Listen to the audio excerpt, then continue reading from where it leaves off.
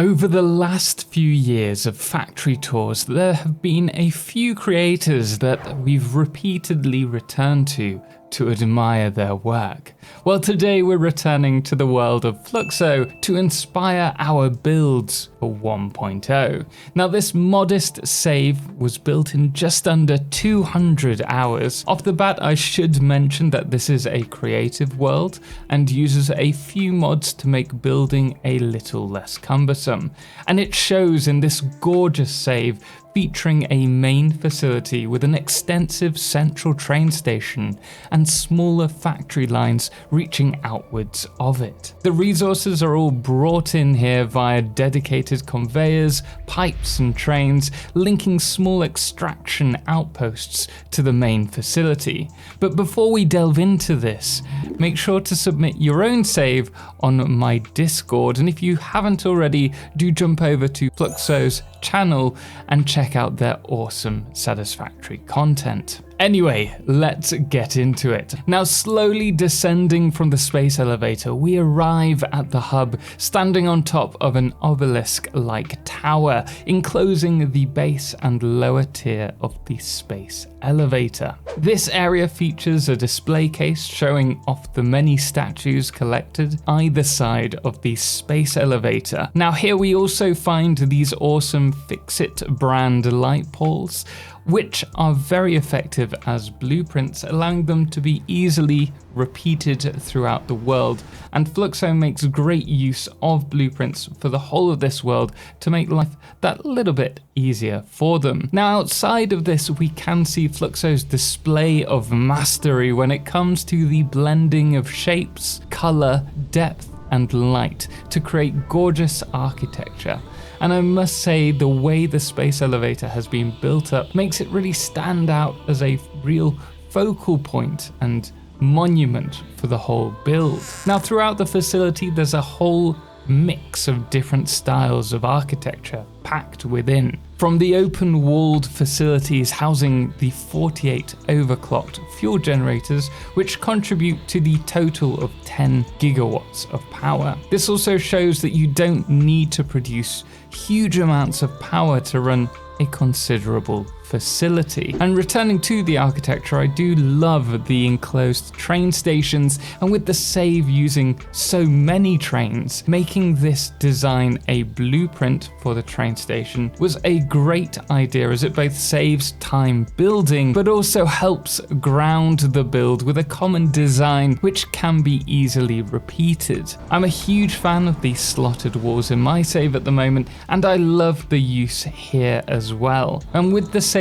featuring lots of trains, making the world really feel alive, I have to say I think it's a great addition, keeping the train station sides open so that we can see all the trains passing through. It really feels like a model railway to me almost. Now, alongside the station designs, I also have to point out the railway design. The mix of single foundations and walls looks fantastic, but what really makes the design is the slow incremental turns. These wide turns that are featured throughout the save greatly help make the whole factory flow together. This juxtaposition between the curves and the often straight-edged sides of the factory work incredibly well together and may possibly be the thing I love most about this factory. And with Fluxo always using these when turning the lines 90 degrees, it actually helps form a rule to abide by throughout the save, making everything blend so well together. And the more rules that you use and form that, I should say, complement one another, the better the overall feel of the build. At least that's what I've seen. And for example, here, the small stations designs, the central stations entrances, the train curves, the highway design, the combination of slotted walls, whether thick, medium or small, the orange, brown and dark brown color palette, even Even things like the dedicated pipe design and sign color all complement one another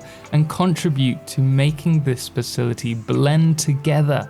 And it's this that I feel Fluxo really excels most at in any build. Returning to the trains, the outer facilities bring resources into the outer factories within the facility, then dropping off the basic resources to be processed and then sent via train once again further into the facility, which really means Fluxo's adding a lot of work for themselves. And it's not something that I'd normally recommend in a save, but it really is so well done here that it all works like a well-oiled machine. It's perfectly demonstrated here with the crude oil being brought into the station and then plastic and rubber being exported by the station across from it. Now these mid-tier items are then being deposited in this beautifully designed and open central train area and then moved across to one of the 2 drone towers that will eventually be sent off via drone to the highest tier factories, which are yet to be built. Hence why these drones are waiting, always waiting. But Fluxo has assured me that this is something that they plan to continue in the 1.0, so perhaps we'll revisit the save then. Looking at the factories themselves, we have a lot going on. I particularly like the battery facility with the blender poking out the top and the observation platform below. The facilities don't necessarily produce a lot of items, but it's great to see the constant buzz and hum of the working factory. Alongside each train station, there's production manifolds lit up and housed within low wall facilities, whether that's iron, copper, or aluminium. You'll also find beneath the central train station an assembly clean room sandwiching the logistics from the train stations above. Down here we can also see Fluxo playing around with more of the internal wall designs for the factories, whether that's combining concrete, pillars and windows for the resources leaving the factory, or playing about with the depth of pillars to create a unique wall design. Above here we have the central station, which we've already touched on with its warm glow. The design is clean, playing with different material foundations, and the rail design works beautifully with this to create one of the best designed train station floors that I've seen yet. But it's not all about the trains and factory floors. As much can be said about the ground floor as well. It's here that the highway has been placed, the foundation of the facility, so to speak. And it's cleverly built, revealing small groves and rocky outcrops of nature, left untouched beneath the towering supports of this gorgeous facility, and something that I'd actually love to see Fluxo play about more with in their saves.